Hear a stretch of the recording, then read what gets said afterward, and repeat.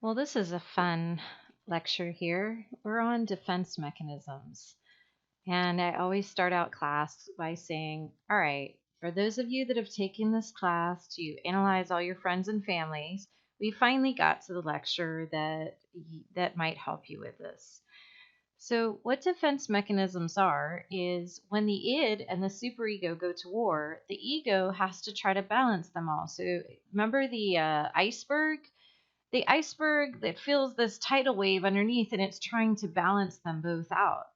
So the ego uses a variety of tactics to satisfy them both. So what I'm going to do in this lecture is I'm going to go over some of the various defense mechanisms that are used by the ego. There's many more than what I'm going over here, but these are a few, and you could do some further reading on these. They're really fun. Now, one more thing that I want you to know is this. We all use these as protection devices. So you'll notice them in yourselves, you'll notice them in other people. But I think that you should steer clear from telling people, oh, you're engaged in denial. Oh, that's a rationalization. I think you're projecting on me. I think it's just going to annoy them. But I do think that this lecture may help you to understand yourself better and may help you to understand other people better. And I think it's great. We're going to get to a really powerful portion in our lecture where I feel like knowing this information may allow you to never take something personal again. That when people come at you, you can just say, "Oh, this is not really about me." All right, let's get started. The first one that I'm going to go over is denial.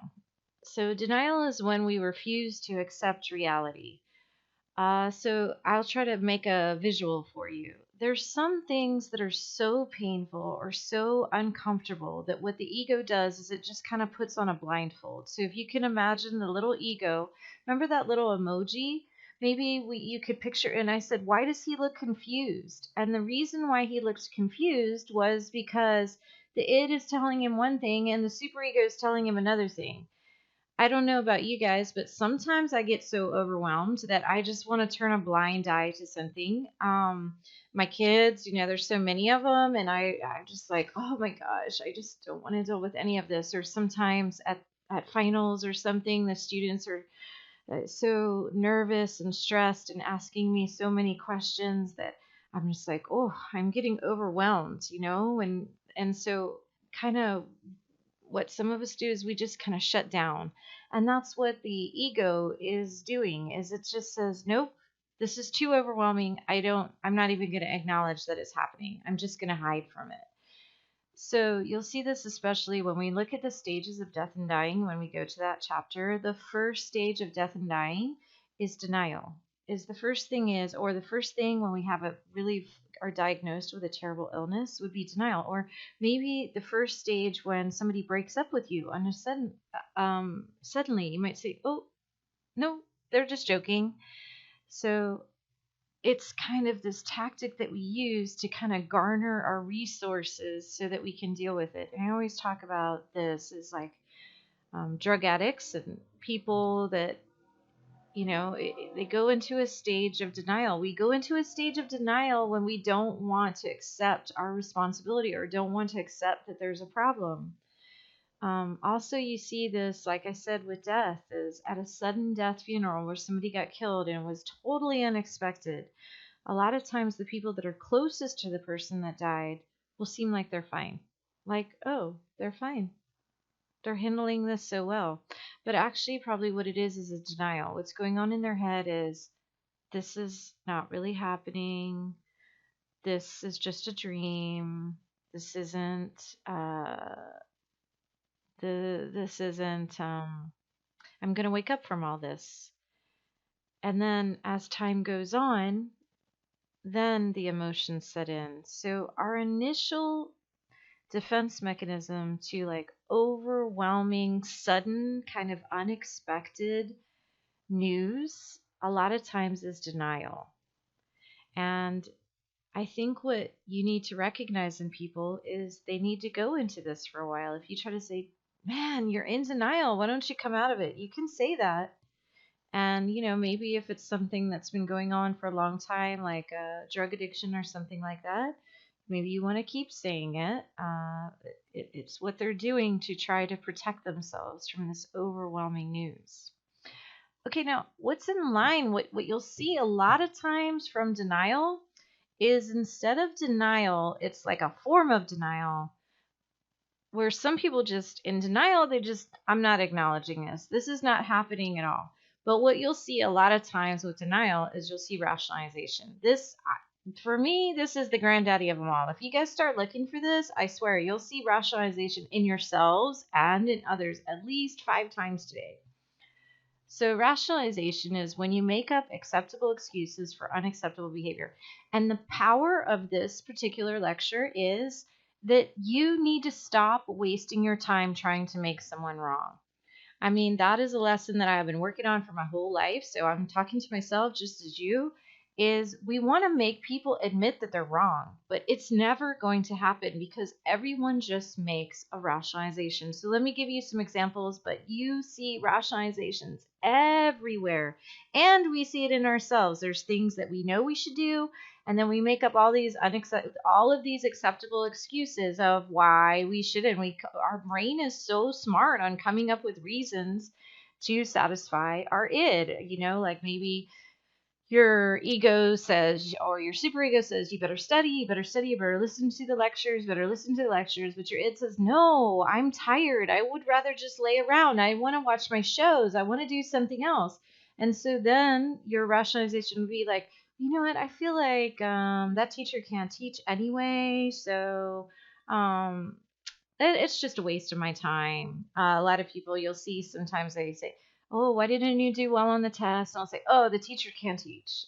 Instead of maybe taking some responsibility of like, oh, maybe I could have studied better. So if you do take responsibility for everything that happens to you, I don't know if that's good to take responsibility for everything that happens for you. And in fact, like when we think about depression, that's what they find is people take too much responsibility. So we kind of have to have that balance thing again. Remember that serenity prayer? Accept the things that I cannot change, the courage to change the things that I can, and the wisdom to know the difference. Is we got to look at things and we got to like hold on to what we can control and acknowledge it. Okay, yeah, I played a role in this, but then we also have to acknowledge that there's other things beyond our control. Okay, let me go on with this rationalization. So there was a few with schoolwork there. Not studying enough. You blame it on the teacher. You blame it on, oh, this or that. Making excuses. Let's try another one. Okay, so let's say that you guys are pulling out of a driveway and you run into an expensive car. I don't know. Maserati, Tesla, BMW. I don't know. Some kind of expensive car. And your car isn't so expensive. So the id says, run, run, run, run, run. And the superego says, no, you're supposed to leave a note. You just hit their car. Come on, you just messed up their car. They didn't do anything to you. And then the ego says, let me try to make everybody happy. Okay, well, if they drive that expensive car, they have money that they can fix it. And it's just a little scratch. I mean, come on. They could fix that with some touch-up paint or something. I'm just going to go. You see how that takes away the guilt, that takes away that nagging superego, and there you have it. But let's pretend that you run into a car that's not so expensive. It's the same level as your car. You'll probably use a similar, or if the car has any scratches on it, you say, oh, they're not going to notice another scratch. So any behavior, people can make up excuses. I remember I had a student, she said, my boyfriend said that the reason why he cheated on me was because I made him do it. What? Really? Oh my goodness. And so like the person, instead of accepting responsibility, you know what? I cheated on them. I should not have done that. They told the other person, well, you made me do it. Do you see how that's kind of a rationalization? Okay, so let me take the most heinous crime of them all. The one that in our society nobody's going to accept. It's really, really one that people just, oh, they back off, is child molesters. So a lot of child molesters, what you'll see is when you ask them, like, how could you do that? Even if you had those impulses, um, you should have controlled yourself. I understand. I'm not saying you're a bad person because you have those impulses, but still, you needed to try to get support, or you needed to find some kind of help if you could for that, or engage in some of your own ways of coping with it and without hurting someone else. What they'll say is they'll say, "Oh, but the child wanted it. The child was the one that came on to me. This was not me, it was them." And our society is so prudish not to recognize that these people, that children have sexual urges. So I don't want to offend you or get you upset, but I wanted to take an extreme. And everybody, even when they do extreme behaviors, they tend to rationalize.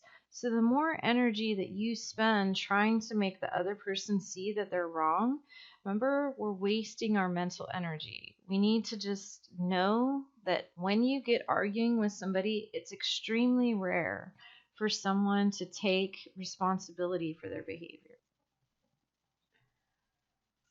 Before you go on to the next module, I'd like you to take out a sheet of paper and write down a few things that really make you angry. Don't think about it too much. Just, gosh, this is what really bugs me.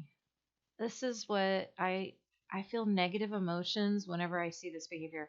And it should be something that doesn't bother everybody. Like a lot of people don't like you know, when people eat with their mouth open, or when people are rude. It should be like things that are specific to you. So, what are some behaviors that you argue with others about, or at least annoy you?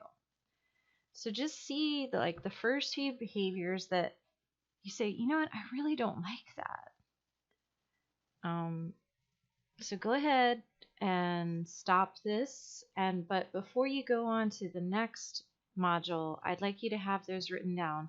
And I really want you to try this, because if you don't do it this time, then I don't think it's ever going to work again. Because once you know how it works, you'll think about it differently.